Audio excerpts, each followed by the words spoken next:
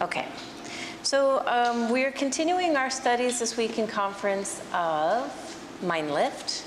And we started by studying the brain. So I wanted you to know the physiology, 3 major parts of the brain, or 3 major parts of the brain. What are they? Yes, the reptilian, mammalian, and the neocortex. So this week we're going to focus primarily on the neocortex. So this part of the brain is, one of the functions of it is to be the information gatherer. So it wants to learn new things and take in information. So, and this is the newer, right? Rather than our reptilian brain that's more like automatically doing stuff, keeping us going. So in this chapter that actually Casper refers to it as the era of freedom and responsibility. He starts with this quote, and this is by David Waitley. There are 2 primary choices in life: to accept conditions as they exist or to accept the responsibility for changing them.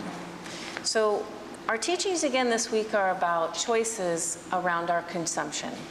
So in this time that we live in, we have the ability to have amazing amounts of information at our fingertips with our phones, tiny little devices that can tell us anything. Our computers. It was a couple weeks ago I had asked you guys if anyone still had an encyclopedia, and there was blank looks on the face. So this week I said, when was the last time anybody went to the library?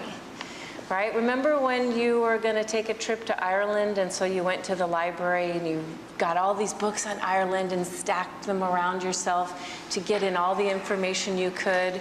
Or I don't know why I came up with the idea of tarantulas the other day. Who knows where these things come up with? But you know, if you needed to write a paper and understand something about tarantulas, you'd go to the library and you'd get every book you could find that had anything to do on tarantulas. And now, if we want information on any place in the world, anything in the world, we can just Google, right? We can just search engine and just get an amazing amount of information, which is a beautiful thing. It's a beautiful time to live in. But it's also a dangerous thing, because if we come back to our studies that we've been doing the last few weeks on energy banking and energy financing, and really like plotting out like where do we spend our energy, we realize quickly sometimes this plethora of information that's available to us in social media and what do we call Facebook and stuff like that, Instagram? Social media? Okay. That this is an endless amount of information that's constantly coming to us, and how much energy do we give this? So it's interesting, I was coming to work the other day, which I said I was doing my breath practice, like I always do my breath practice, and it occurred to me, because someone had made some comment that referred to the Kardashians, because they had like gotten a bee sting and blown up their face or something like that. And when they said that, I'm like, that's such an interesting comment, because I still don't know who those people are. I don't have any idea what they look like, or if they have a TV show or what. I just know that they're a wealthy family that's in the news a lot. And so when I was driving to work that day, it sort of dawned on me at how careful I am about my consumption of news. You know, I make a and I might be a little far on the other side. It has been said that I live in a bubble, but to make my point, though, I am very concerned or very careful about how much of that I consume. And recently, my phone does things, because it's smart, it does things it wants to do without my knowledge sometimes. And lately, it's been having little news blurbs come up. When my phone is on and I turn it on, I see little pictures come up and then like the headlines or something like that. And I realized I don't want that, but I don't look at that. But I realized this is how it comes to us now. You can even not make that choice to see. Your phone's just going to tell you headline news.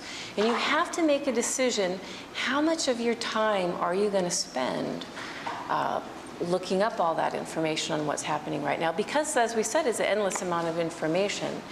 An example that I wanted to share with you is that sometimes we make a choice around something we love, and I just want to use the example of Ashtanga.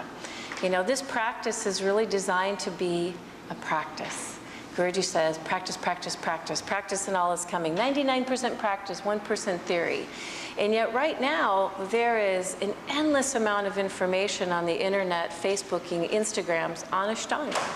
And you could literally spend hours a day looking at different teachers all over the world and what they're saying about one pose, you know, or what's coming out about this. And I think sometimes when we fall in love with something, I see people fall in love with Ashtanga and then all of a sudden they're Facebooking all the time and getting all the Instagrams and looking up all the information, which again is good, but I think then we lose the very point of what Guruji gave us as practice and said, it's in the doing.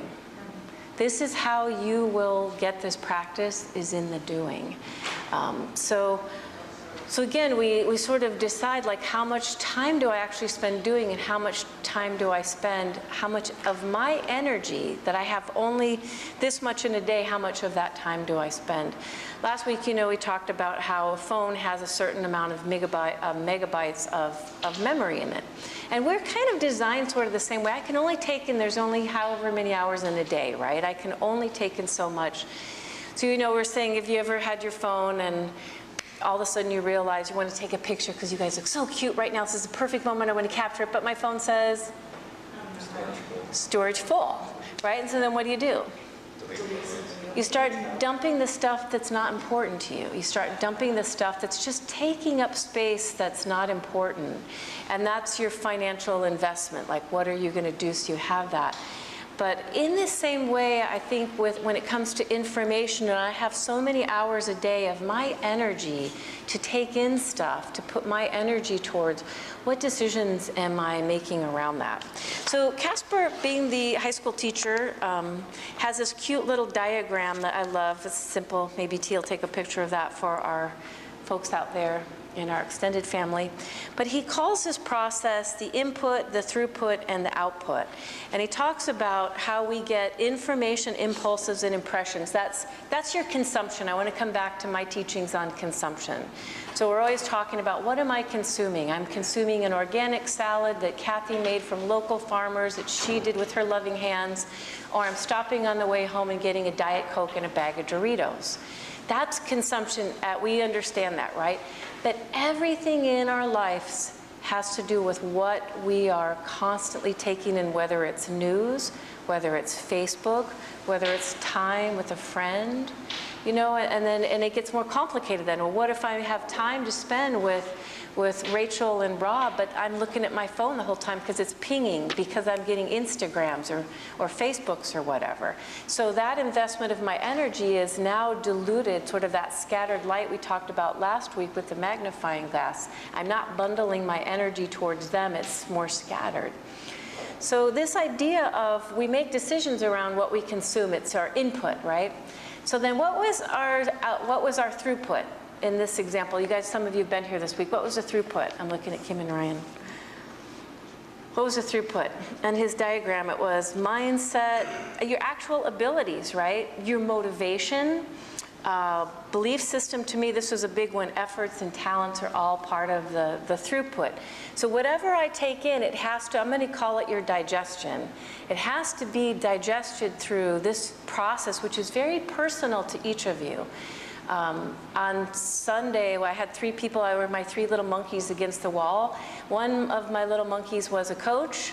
The other little monkey, there are many other things, but we were sort of using the example, was a PhD in psychology, and then Yoshi is many things, but a beautiful mother. And so I talked about their different mindsets. And I talked about their different abilities and the way that the 3 of them are motivated by very different things, some similar but also very different things, and their belief system is different.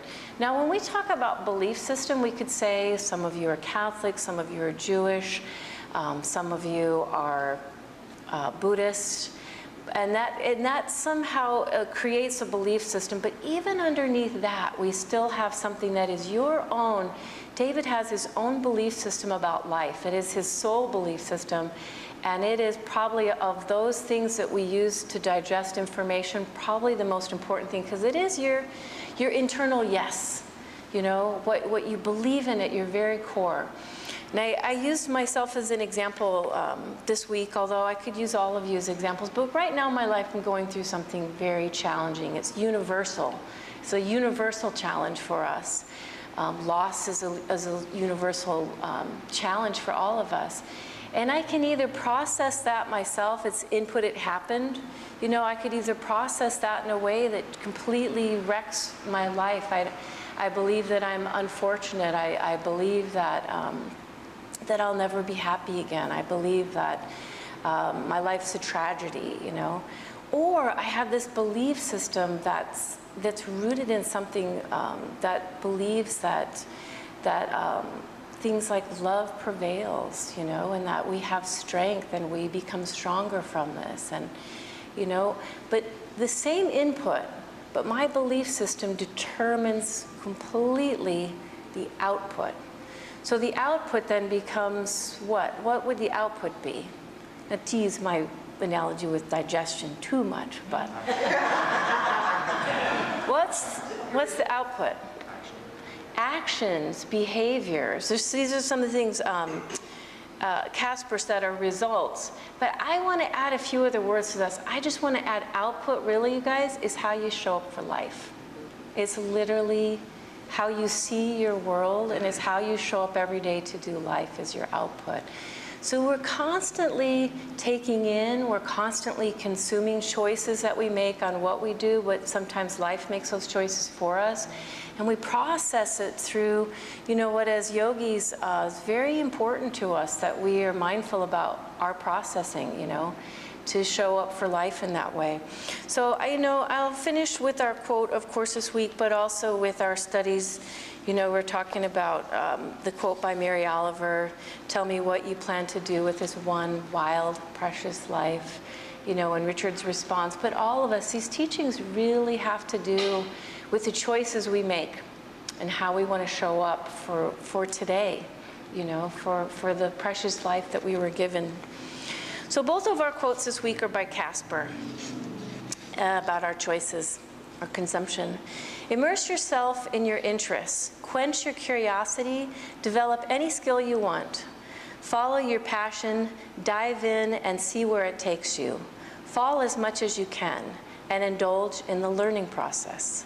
Play, party, drink, fall in love, and enjoy all the beauty in each moment. Not as a flight out of reality or to deaden your emotions, not because you are habitually conditioned to do so, but because you made a conscious choice. When life gives you lemons, explore, experiment, focus, practice, upgrade, and create the most optimal darn lemonade the world has ever seen.